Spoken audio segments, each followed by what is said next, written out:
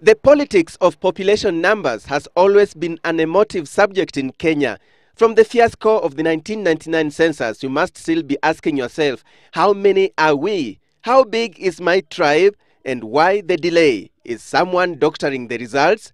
The provisional results were to be released before the end of last year, but were postponed, with the initial explanation being that President Mwai Kibaki and Prime Minister Raila Odinga had not been briefed on the interim numbers. Census being a sensitive exercise, I had to engage the President and the Prime Minister.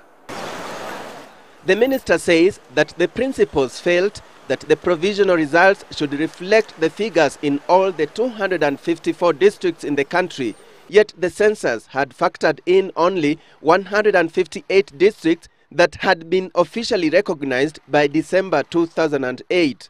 What we are concentrating in now is to have population for the districts up to the sub-location level, and for the constituency up to the ward level. A hitch Oparanya says will be sorted out anyway. For example, you have two districts. Those districts had 10 sub-locations.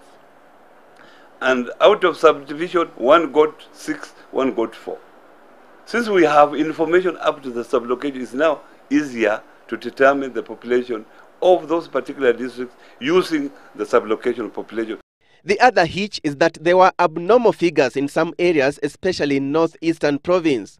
A certain community is said to have increased in numbers almost threefold. Fortunately, we have projections. We do carry out projections every year. So we know roughly what population we expect from every area.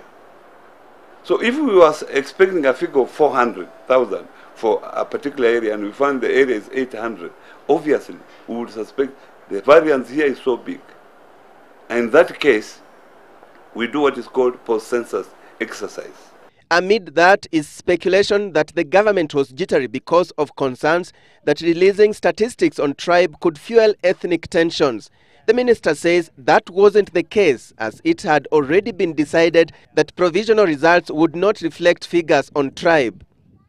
This other information about tribe and so on, this one will be analyzed later, and maybe that one will come as late as end of this year.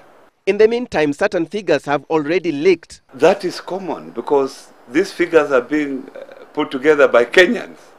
They are bound to leak the information, but I'm telling you, the figures that are genuine will be released by the government. Leaked figures indicate Kenya's population now stands at 40 million.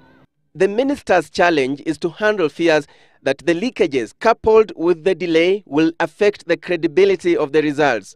There is nobody who is interested in manipulating the population census. Now, population figures are crucial for the country's economic planning purposes.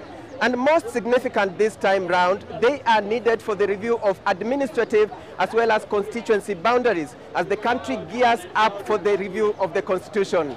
Alex Chamada, Citizen TV, Nairobi.